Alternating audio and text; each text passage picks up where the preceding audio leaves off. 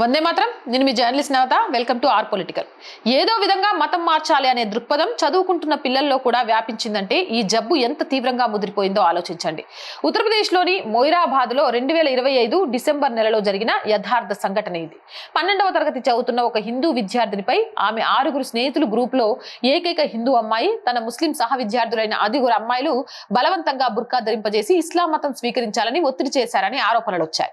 ఈ అమ్మాయిలందరూ ఒకే tuition centre లో చదువుతున్నారు. ట్యూషన్ తర్వాత 5 ముస్లిం అమ్మాయిలు హిందూ అమ్మాయిని హోటల్ కి స్నాక్స్ కి పిలిచారు. అక్కడ ఒక అమ్మాయి బుర్కా తెచ్చి ఆమె నిరాకరిస్తున్నా బలవంతంగా బుర్కా ధరింపచేశారు. అలాగే నాన్ వెజ్ తినమని ఒత్తిడి చేశారు. ఇస్లాం మతం అంగీకరించమని బ్రెయిన్ వాష్ చేశారు. తల్లిదండ్రులతో చెప్పొద్దని హెచ్చరించారు. ఈ ఘటన ఆ రోడ్డు మీద ఏర్పాటు చేసే సీసీటీవీ కెమెరాల్లో నమోదైంది. సోషల్ మీడియా అంతా వైరల్ గా మారింది. మనం కూడా వేశాం. ఆ హిందూ అమ్మాయి సోదరుడు దేవేష్ చౌదరి ఫిర్యాదు జనవరి 22, 2026 మొరాదాబాద్ పోలీసులు ఎఫ్ఐఆర్ నమోదు చేశారు. Uttar Pradesh prohibition of unlawful conversions of religion act ఈ 5 ముస్లిం అమ్మాయిలపై కేసు నమోదు చేశారు. వారిలో 2 మేజర్. ఈ ఎఫ్ఐఆర్ రద్దు చేయాలని కోరుతూ 2 అమ్మాయిలు అలీనా పర్వీన్ మరియు షబియా హైకోర్టును ఆశ్రయించి పిటిషన్ వేశారు.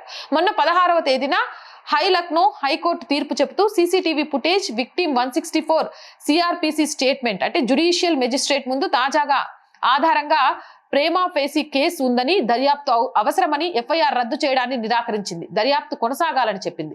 ఈ తీర్పు సందర్భంగా హైకోర్టు చాలా తీవ్ర ఆందోళన వ్యక్తం చేస్తూ యువతలో ఇలాంటి ట్రెండ్ కనిపిస్తే అది మరింత ఆందోళన కలిగించేది. ఈ వయస్సులో వారు విద్యా నైపుణ్యాలు, సమాజం మరియు దేశ సేవపై దృష్టి పెట్టాలి. కానీ యువత ఇతరులపై తన మతాన్ని బలవంతంగా రుద్దడం చాలా ఆందోళనకరమైన ట్రెండ్ అంటూ వ్యాఖ్యానించింది. నేను చెప్పాలనుకుంది ఒక్కటే, ఈ చిన్న వయసులోనే ఈ పిల్లలు ఇంతగా బ్రెయిన్ వాష్ చేయబడితే మరి పెద్దవాళ్ళలో ఎలా ఉంటుందో ఆలోచించండి.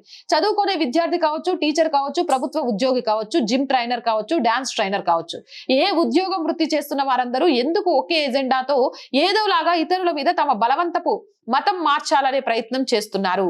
లవ్ జిహాదులు, బలవంతపు మత మార్పిడిల ఆరోపణలు, హిందూ సంస్థల సృష్టి అని ఇటువంటి వారిని వెనకేసుకొస్తున్న సెక్యులర్ హిందువులే సాధారణ హిందువులకు ప్రమాదకరం. ఈ విషయాన్ని మర్చిపోవద్దు. జై హింద్, జై భారత్. మోర్ వీడియోస్ కోసం R group of channels, R voice, R political, R Sanskriti 3 channels ని సబ్స్క్రైబ్ చేయండి. కంటెంట్ బాగుంది అనిపిస్తే లైక్ చేయండి, షేర్ చేయండి. ఆర్థికంగా ఆర్ వాయిస్ కి మీ చేయూత చాలా చాలా అవసరం. మీరు చేసే సహాయం మాత్రమే ఆర్ వాయిస్ ని ముందుకు నడిపిస్తుంది. ఆర్థికంగా సహాయం చేస్తారని ఆశిస్తున్నాం. సహాయం చేయాలి అంటే సబ్స్క్రిప్షన్ పక్కనే జాయిన్ అనే బటన్ ఉంది. 1 to 5 లెవెల్స్ ఉన్నాయి. ఏదో ఒక లెవెల్లో సపోర్ట్ చేయండి. లేదా స్క్రీన్ మీద గూగుల్ పే, ఫోన్ పేతో పాటు అకౌంట్ డీటెయిల్స్ ఉన్నాయి. మీకు తోచిన సహాయాన్ని అందించండి. వ్యాపార ప్రకటనల కోసం 8328500576 నెంబర్ని సంప్రదించండి. జై హింద్, జై భారత్.